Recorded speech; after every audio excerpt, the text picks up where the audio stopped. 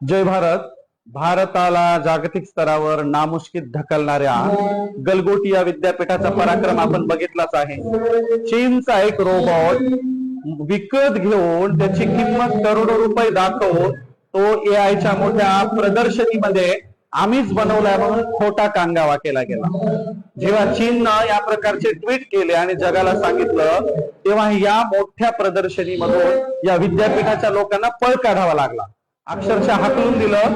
ही जी नाव आहेत, ही जी विद्यापीठाची प्राध्यापक लोक आहेत ज्यांनी हा कारनामा केला होता, त्याच्यामध्ये प्राध्यापक डॉक्टर मनीष उपाध्याय, मीनू शर्मा, ऋतुपर्णा शर्मा, प्रियंका अग्रवाल, अशोक दुबे, अतुल पांडे, शिल्पी गुप्ता, ही सगळी ब्राह्मण मंडळी आहेत. ब्राह्मणांची नाव आहे.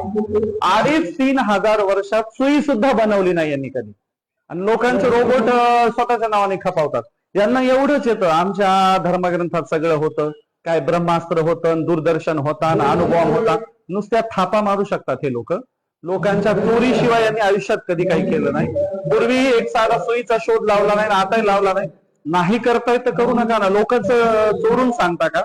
सगळ्या भारतामध्ये आणि जगामध्ये थू करून टाकली ह्या काय कुठलं विद्यापीठ ते गलगोटी या विद्यापीठ. म्हणून जरा तरी शरम करा. देशाचं नाव मातीत मिळवतायत. जरा अक्कल डोक्यामध्ये ठेवा. आणि पुन्हा आरक्षणाच्या नावाने, गोरगरिबांच्या नावाने बोमा मारायच्या. ही सगळी नावं बघा प्राध्यापकांची. बरं, पुन्हा तोरा असा की मीडिया देऊन सांगतायत आम्ही कुठं म्हणलो, आम्ही बनवलंय वगैरे. अरे मग घेऊन गेला होता कशाला? आणि खोटं बोलला नव्हता तर हाकलून कशाला दिलं मग तुम्हाला? तिथं तुमचा टेबल पण रिकामा आहे, हाकलून दिलं. असल्या नीच लोकांमुळे देशाचं नाव बदनाम होत आहे. धन्यवाद.